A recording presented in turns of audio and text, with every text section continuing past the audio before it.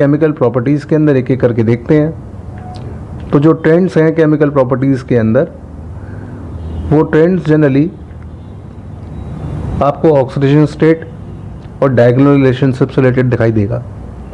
ठीक है, वैलेंस या ऑक्सीडेशन स्टेट एक ही चीज़ होती है। ऑक्सीडेशन स्टेट पर चार्ज लिया जाता है और वैलेंस जो होता है वो चार्जलेस होता है।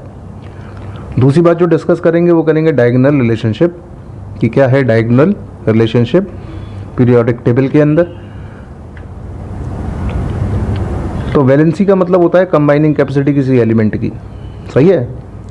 और अगर आपको रिप्रेजेंटेटिव एलिमेंट्स की ये वैलेंसी निकालनी है ना, तो वैलेंसी निकालने के लिए आपको बेसिकली पता होना चाहिए ग्रुप नंबर, सही है।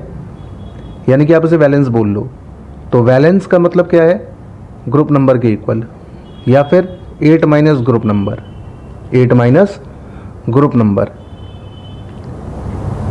जैसे कि ग्रुप 1 के अंदर वैलेंस इलेक्ट्रॉन 1 होते हैं, तो उनका जो वैलेंस है वो भी कितना होगा 1। ग्रुप 2 का वैलेंस 2, ग्रुप 13 का 3, ग्रुप 14 का 4, सही है। यानी कि अगर वैलेंस शेल के अंदर 1 2 3 4 में से इलेक्ट्रॉन कुछ भी आ रहे हैं, तो जो वैलेंस है वो वही होगा 1 2 3 4। ग्रुप 15 का वैलेंस कितना है 3 और 5, सही है। यानी कि स्टार्ट होता है इसका -3 से और एंड हो जाता है +5 पर। ग्रुप 16 का -2 से +6 यानी 2 2 6। ग्रुप 17 का -1 से +7 तक यानी 1 2 7। और ग्रुप 18 का 0 से 8, सही है।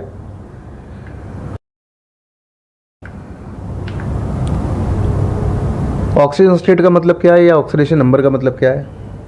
सेंट्रल एटम जो किसी भी कंपाउंड के अंदर होता है, उसके सराउंडिंग एटम्स को आप रिमूव करा दो, तो जो रेजिडुअल चार्ज सेंट्रल एटम पे आएगा उसे आप बोलोगे ऑक्सीडेशन स्टेट या ऑक्सीडेशन नंबर, सही है।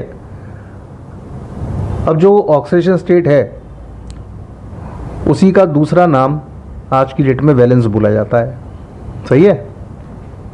अब ये ऑक्सीडेशन नंबर किसी एलिमेंट का हम कैसे कैलकुलेट करते हैं, तो ग्रुप 1 to 14, ग्रुप 1 to 14 यानी कि मैंडलीफ के अकॉर्डिंग 1A से लेके 4A के जो मेंबर्स होते हैं उनका जो ऑक्सीडेशन नंबर होता है वो ग्रुप नंबर के बराबर होता है, सही है।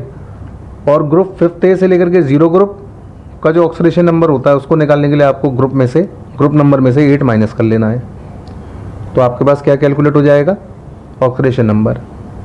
अब इसमें जो 5A वाला ग्रुप होता है ना, जैसे कि अभी कुछ देर पहले मैंने बताया था कि -3 से +5 तक चलता है, तो ग्रुप 5A के अंदर नेगेटिव ऑक्सीडेशन स्टेट दिखती है हाई इलेक्ट्रोनेगेटिविटी की वजह से, ठीक है। अब ये कुछ पीरियोडिक ट्रेंड्स हैं हाइड्राइड्स के और ऑक्साइड्स के। ग्रुप 1 के हाइड्राइड, ग्रुप 2 के, ग्रुप 13 के, 14, 15, 16 और 17 के। जैसे 17 के अंदर फ्लोरीन का हाइड्राइड क्या होगा HF, क्लोरीन का होगा HCl, ब्रोमीन का HBr और आयोडीन का HI। 16 ग्रुप के अंदर ऑक्सीजन का हाइड्राइड क्या कहलाएगा वाटर, सल्फर का H2S, सेलेनियम का H2Se, टेलुरियम का H2Te। 15 ग्रुप के अंदर नाइट्रोजन का hydride ammonia NH3, then phosphine PH3, then arsine ASH3 and then stibine SbH3। 14 group के अंदर कार्बन का हाइड्राइड हो गया मीथेन, सिलिकॉन का सिलेन, जर्मेनियम का जर्मेन और टिन का स्टेनिन।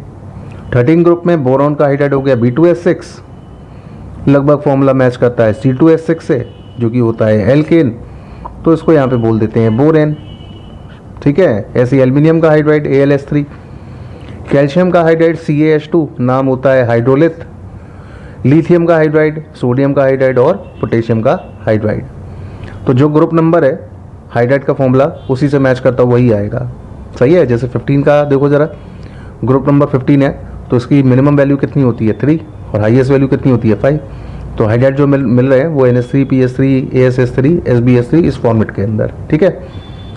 ऐसे ही ग्रुप 1 का ऑक्साइड, ग्रुप 2 का ऑक्साइड, ग्रुप 13 का ऑक्साइड, 14, 15, 16 और 17, ये हो गए इन ग्रुप के ऑक्साइड्स, ठीक है।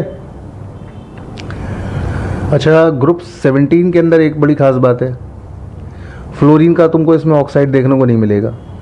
मिल तो तुमको ब्रोमीन और आयोडीन का भी नहीं रहा है, सही है, लेकिन ब्रोमीन आयोडीन को तो खैर बन जाते हैं, लेकिन फ्लोरीन का नहीं मिलता है। क्यों नहीं मिलता है? तो फ्लोरीन जो है वो ऑक्सीजन से ज़्यादा इलेक्ट्रोनेगेटिव है, सही है, और ऑक्साइड बनाने के लिए ऑक्सीजन ज़्यादा इलेक्ट्रोनेगेटिव होना चाहिए, और यहाँ तो फ्लोरीन ऑक्सीजन से ज़्यादा इलेक्ट्रोनेगेटिव है, इसलिए फ्लोरीन ऑक्सीजन के साथ कंबाइन करके ऑक्साइड नहीं बनाती, फ्लोराइड बनाती है। क्या बनाती है? फ्लोराइड। What it? क्वेश्चन में आओ तो क्वेश्चन के अंदर फर्स्ट ए की वैलेंसी कितनी होती है? तो फर्स्ट ए की वैलेंसी 1। उसके बाद फिफ्थ ए की मैंने बताया था मिनिमम स्टार्ट होती है 3 और एंडिंग हो जाती है 5 पर, तो 325 होती है।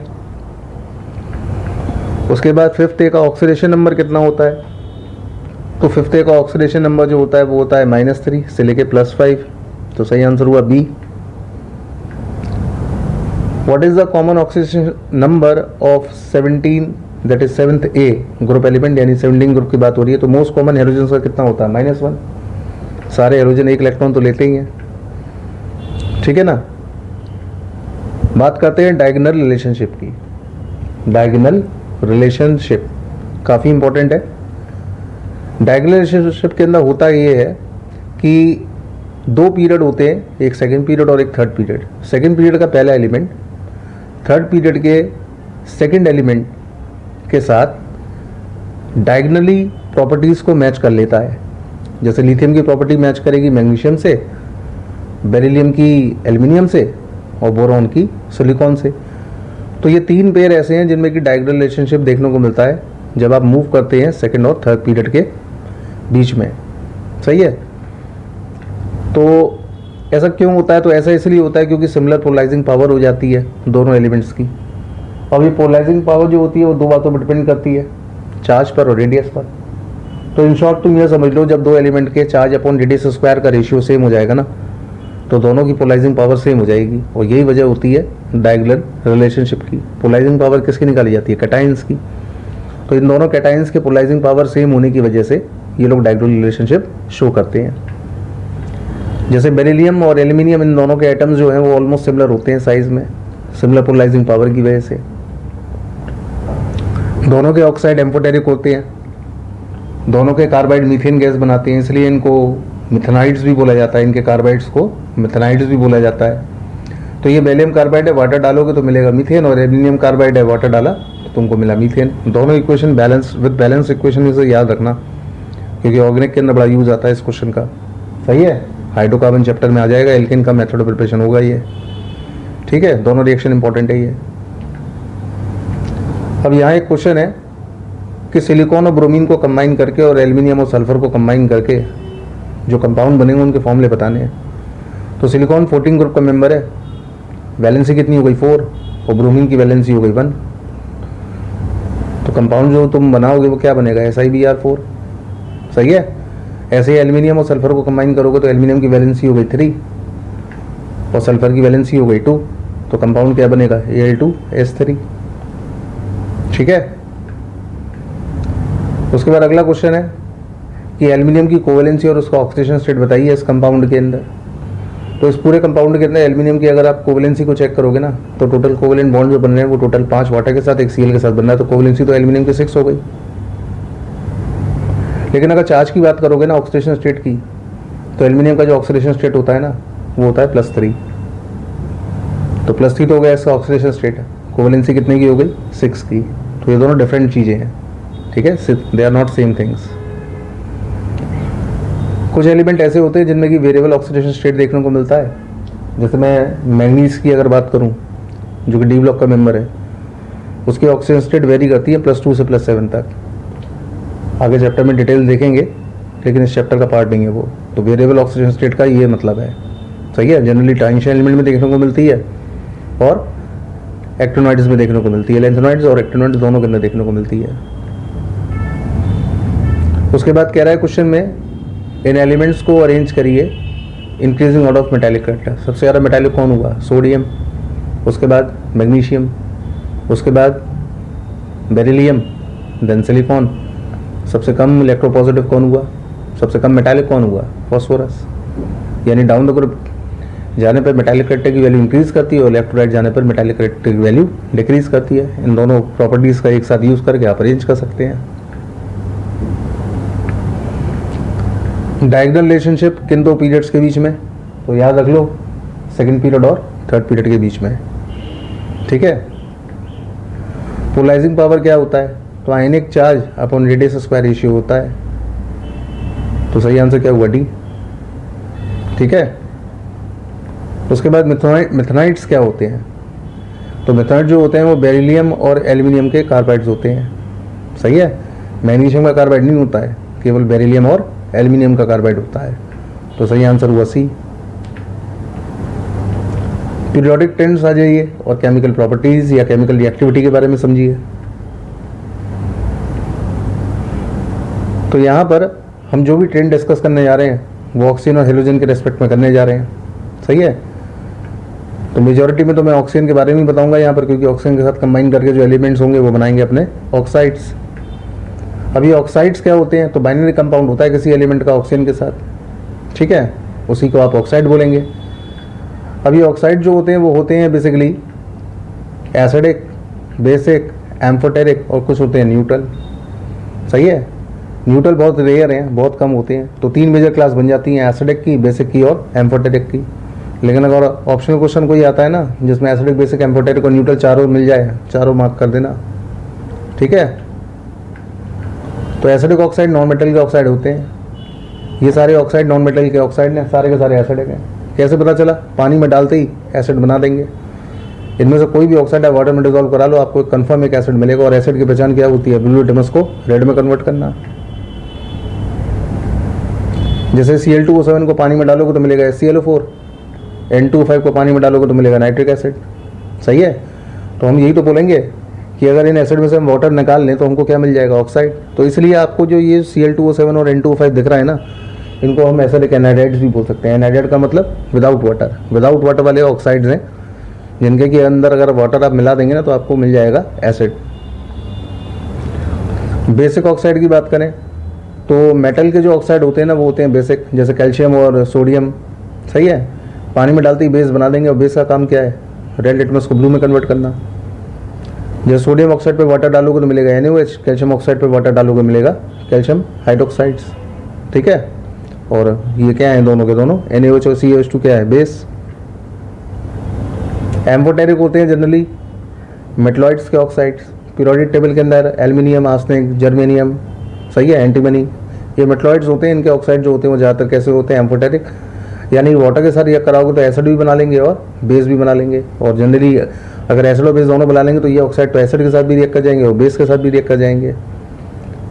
तो एल्यूमिनियम का ऑक्साइड है, एसिड के साथ रिएक्ट कर रहा है, और एल्यूमिनियम का ऑक्साइड जो है बेस के साथ भी रिएक्ट कर रहा है। दोनों केसेस में बना क्या रहा है, सॉल्ट और वाटर, सही है। क्योंकि एसिड के साथ जब ये रिएक्ट कर रहा है तो बेस की तरह से बिहेव करेगा, और जो बेस के साथ रिएक्ट करेगा तो ये एसिड का काम करेगा।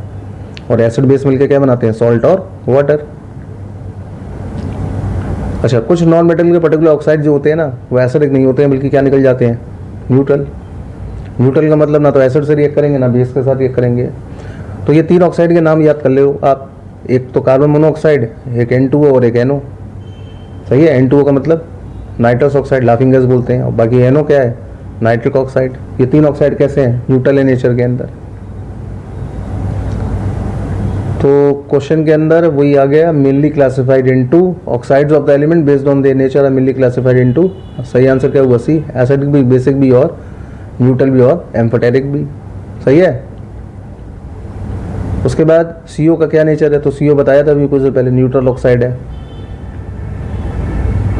Al2O3 एम्फोटेरिक होता है, तो सही आंसर हुआ सी, एम्फोटेरिक। N2O5 को अगर वाटर में डालोगे तो क्या बना लेगा, तो N2O5 वाटर में डालते ही बना के ले लेगा HNO3, that is nitric acid. Oxides के ट्रेंड्स की बात करेंगे पीरियड में और ग्रुप में, पीरियड में और ग्रुप में। तो सबसे पहले आ जाओ पीरियड के अंदर। तो पीरियड के अंदर लेफ्ट टू राइट जाने पर नॉन मेटालिक करेक्टर इंक्रीज करता है, तो एसिडिक नेचर इंक्रीज करेगा, बेसिक नेचर डिक्रीज करेगा। जबकि डाउन द ग्रुप अगर आओगे तो डाउन द ग्रुप आने पर बेसिक नेचर ऑक्साइड का इंक्रीज करेगा, एसिडिक नेचर डिक्रीज करेगा, ठीक है ना।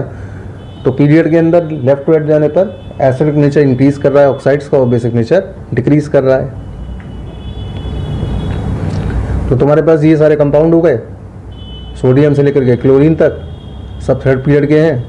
और लेफ्ट टू राइट जाओगे तो एसिड करेक्टर इंक्रीज करेगा। तो सबसे ज़्यादा एसिडिक कौन हुआ थर्ड पीरियड के अंदर? Cl2O7। और सबसे ज़्यादा बेसिक कौन हुआ? Na2O। ठीक है ना। तो ये हो गया आपके पास एसिडिक ट्रेंड। अब ग्रुप में आ जाओ, तो ग्रुप के अंदर बेसिक नेचर इंक्रीज करता है, down the group acidic nature decrease करता है, क्योंकि मेटालिक करेक्टर लगातार इंक्रीज करता है और नॉन मेटालिक करेक्टर डिक्रीज करता है। ठीक है। तो ग्रुप के अंदर बेसिक नेचर ऑक्साइड का इंक्रीज करता है, क्योंकि लगातार मेटालिक नेचर इंक्रीज करता है। ठीक है। क्वेश्चन के अंदर आ जाओ, मोर एसिडिक बताना है, तो आंसर हुआ Cl2O7, क्योंकि सोडियम का ऑक्साइड तो मेटल का ऑक्साइड है, वो तो बेसिक होगा। बाकी तीन नॉन मेटल के लगे हुए हैं, तो ये तीनों एसिडिक होंगे। इनमें से भी सबसे ज़्यादा कौन हुआ? Cl2O7। ठीक है। Which is more basic oxide? Answer is caesium oxide. Down the group आने पर ऑक्साइड का बेसिक नेचर इंक्रीज करता है,